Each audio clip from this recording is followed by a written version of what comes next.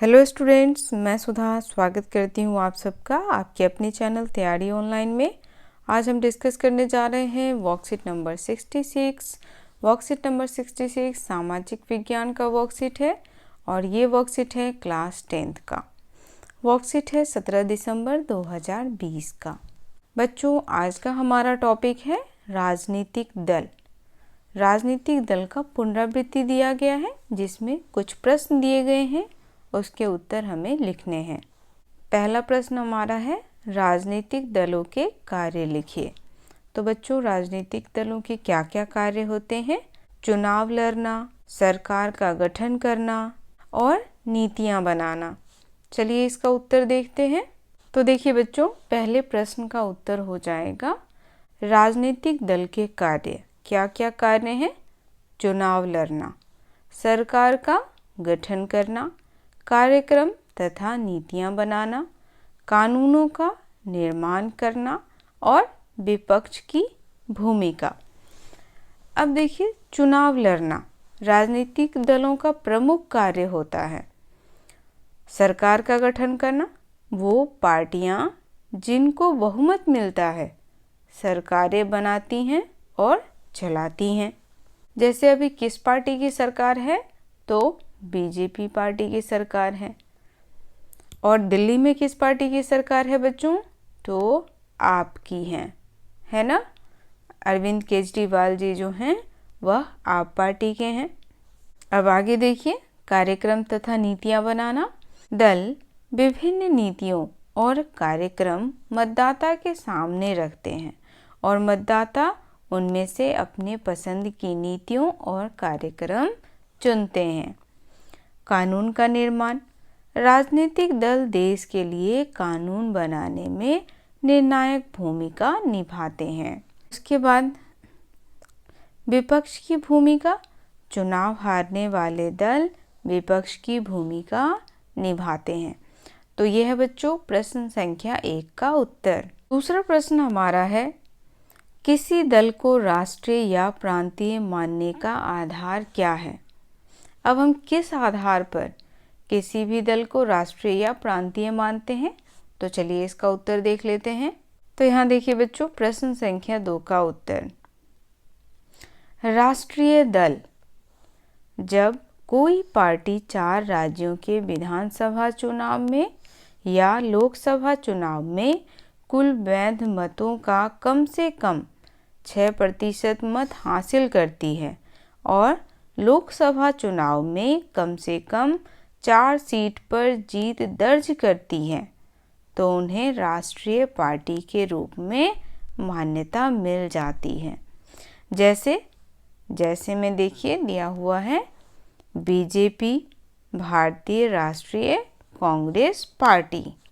तो ये क्या है? राष्ट्रीय दल है। अगला प्रश्न हमारा है विभिन्न प्रकार की दलीय व्यवस्था का वर्णन कीजिए।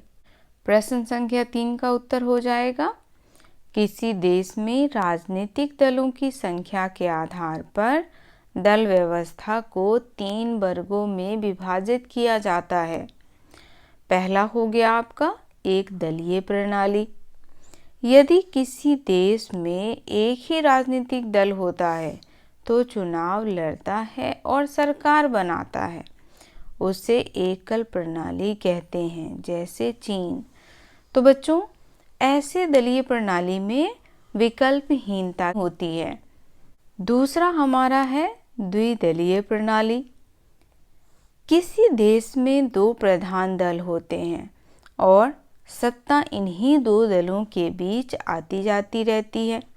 यह प्रणाली द्विदलीय प्रणाली कहलाती है, जैसे ब्रिटेन और यूएसए। यहाँ कैसी प्रणाली है? 2 दलीय प्रणाली है। यहाँ सिर्फ 2 ही दल हैं जिनके बीच चुनाव होते रहते हैं। तीसरा हमारा है बहुदलीय प्रणाली। बहुदलीय प्रणाली हमारे भारत में है, जहाँ अनेक राजनीतिक दल होते हैं, उसे बहुदलीय प्रणाली के नाम से जाना जाता है। हमारे देश में बहुदलीय प्रणाली है। हमारे देश में बहुत सारे दल हैं और सभी चुनाव लड़ सकते हैं।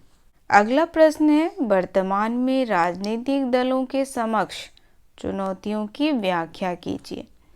अभी हाल में राजनीतिक दलों के समक्ष कैसी चुनौतियां हैं उसकी व्याख्या करनी है हमें।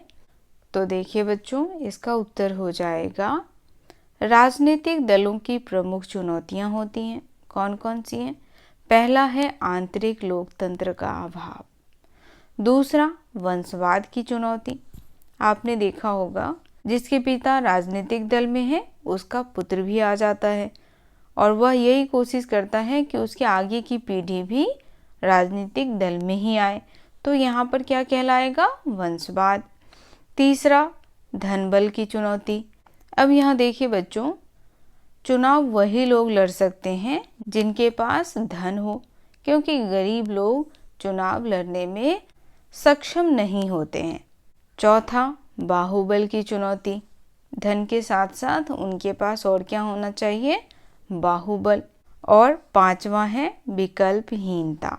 अब यहाँ देखिए, विकल्पहीनता कहने का अर्थ है वंशवाद का होना। जहाँ वंशवाद है वहाँ क्या आती है? वहाँ आती है विकल्पहीनता।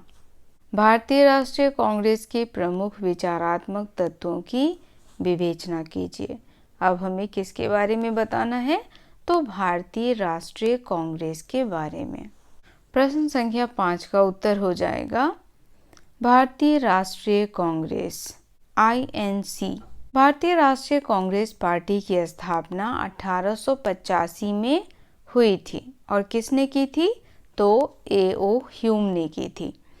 भारतीय राष्ट्रीय कांग्रेस धर्मनिरपेक्षता में विश्वास रखती है। यह पार्टी आर्थिक सुधारों की पक्षधर है।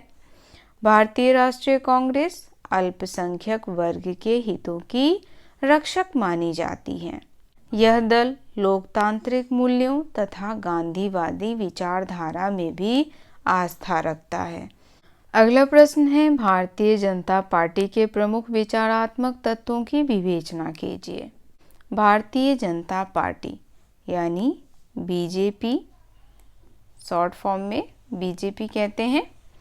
भारतीय जनता पार्टी की स्थापना 1980 में हुई थी। भारत की प्राचीन संस्कृति और मूल्य, भारतीय राष्ट्रवाद और राजनीति एवं संस्कृति, राष्ट्रवाद, हिंदुत्व इसकी उत्पत्ति का मूल तत्व है। किसकी उत्पत्ति का? तो BJP की। यह पार्टी राज्यों को क्षेत्रीय और राजनीतिक स्तर पर विशेष दर्जा देने के खिलाफ है। यह सभी धर्म के लोगों के लिए समान नागरिक संहिता बनाने और धर्मांतरण पर रोक लगाने के पक्ष में है। अगला प्रश्न हमारा है, गठबंधन सरकार से आप क्या समझते हैं? भारतीय लोकतंत्र में गठबंधन सरकारों की भूमिका का वर्णन कीजिए। तो बच्चों यहाँ देखिए, गठबंधन सरकार से आप क्या समझते हैं? तो गठबंधन सरकार उसे कहते हैं जिसमें एक से अधिक पार्टियां मिलकर के क्या करती हैं? सरकार का गठन करती है। तो यह कहलाती है गठबंधन सरकार। चलिए देखते हैं इसका उत्तर। प्रश्न संख्या 7 का उत्तर हो जाएगा, गठबंधन। जब कुछ दल चुनाव लड़ने तथा सरकार बनाने के उद्देश्य से एक साथ आते हैं उसे गठबंधन कहते हैं। यानी जब बहुत सारे राजनीतिक दल एक साथ मिलकर के सरकार का गठन करते हैं उसे कहते हैं गठबंधन। अब देखिए, गठबंधन सरकार, जब किसी दल को बहुमत प्राप्त नहीं होता तो कुछ दल मिलकर के सरकार बनाते हैं, उसे गठबंधन सरकार कहते हैं। जैसे केंद्र में NDA का जो सरकार है वह क्या कहलाता है? गठबंधन सरकार। उसके बाद देखिए, दूसरे प्रश्न का उत्तर हो जाएगा, भारतीय लोकतंत्र में गठबंधन सरकारों की भूमिका महत्वपूर्ण रही। भारत में बहुदलीय प्रणाली है। कई राज्यों में प्रांतीय दल भी मजबूत स्थिति में हैं। इसी कारण कई बार राज्य तथा केंद्र में गठबंधन सरकारों का गठन होता है। इससे न केवल सत्ता की साझेदारी होती है बल्कि लोकतंत्र भी मजबूत होता है। तो ये हो गया प्रश्न संख्या 7 का उत्तर। अगला प्रश्न है, प्रांतीय दल से आप क्या समझते हैं? किसी दल को प्रांतीय दल का दर्जा कब दिया जाता है? तो यहाँ देखिए बच्चों, प्रश्न संख्या 8 का उत्तर होगा, जिन राजनीतिक दलों का प्रभाव किसी एक या दो राज्यों में होता है उसे प्रांतीय दल कहा जाता है। जैसे अकाली दल, आरजेडी, जेडीयू आदि, ये सभी क्या हैं? प्रांतीय दल हैं। प्रांतीय दल, जब कोई पार्टी किसी राज्य की विधानसभा के चुनाव में कुल वैध मतों का कम से कम 6% प्राप्त करती है और कम से कम 2 सीटों पर जीत दर्ज करती है, उसे राज्य पार्टी के रूप में मान्यता दी जाती है।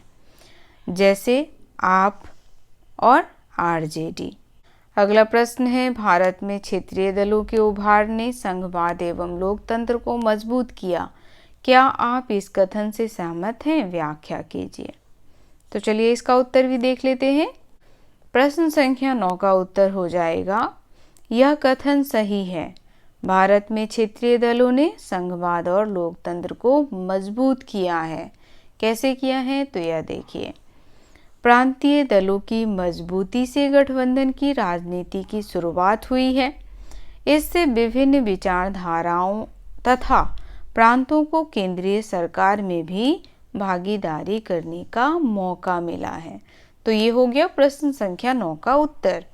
प्रश्न संख्या 10 हमारा है, तमिलनाडु के किन्हीं दो प्रांतीय दलों का नाम उनके चुनाव चिन्ह के साथ लिखिए।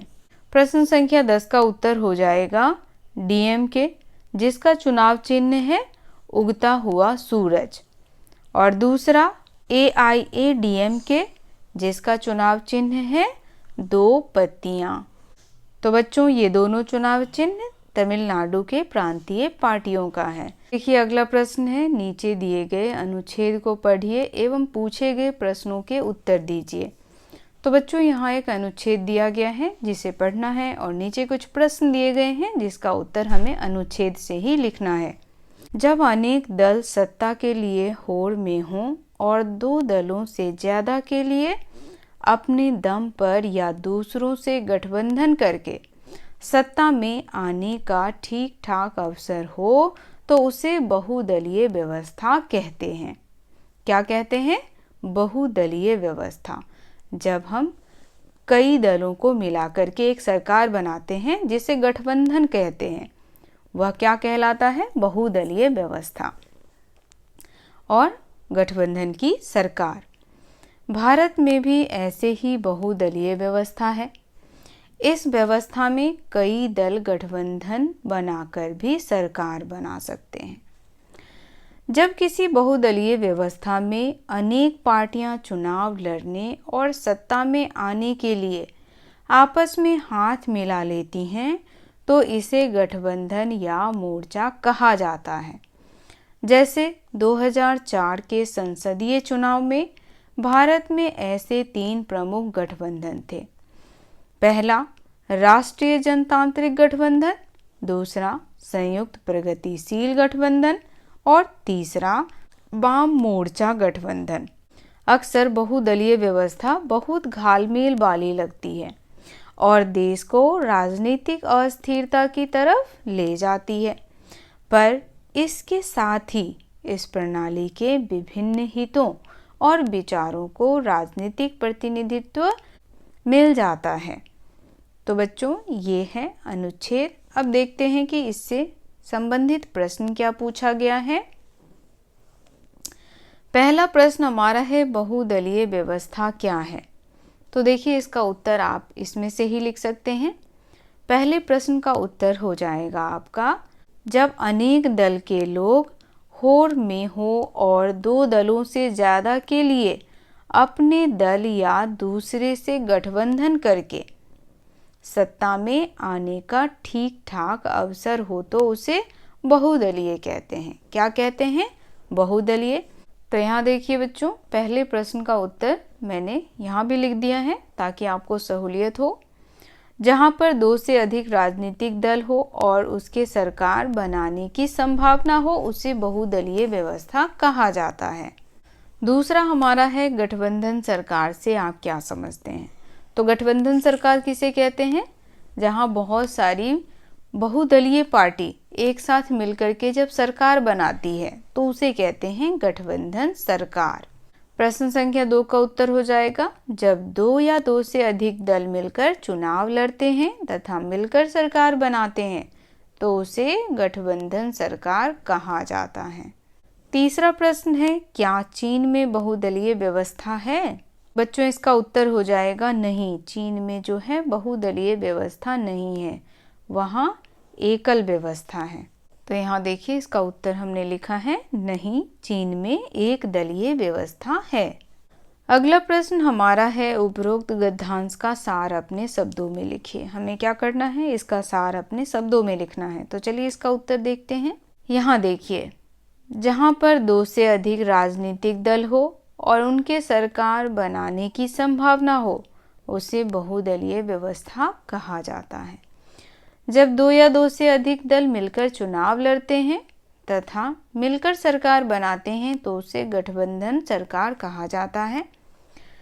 जैसे एनडीए, यूपीए, ये सभी क्या हैं, गठबंधन सरकार। गठबंधन सरकार राजनीतिक स्थिरता को बढ़ावा देती है पर साथ ही साथ विभिन्न विचारधाराओं में सत्ता की साझेदारी भी होती है। तो ये हो गया प्रश्न संख्या 4 का उत्तर। तो बच्चों आज का ये वर्कशीट यहीं समाप्त होता है। वर्कशीट आपको कैसा लगा आप हमें कमेंट में अवश्य सूचित करें, क्योंकि आपके द्वारा किया गया लाइक और कमेंट हमें प्रेरित करती है इसी प्रकार के नॉलेजेबल वीडियोस बनाने के लिए। तो मिलते हैं अगले वर्कशीट में।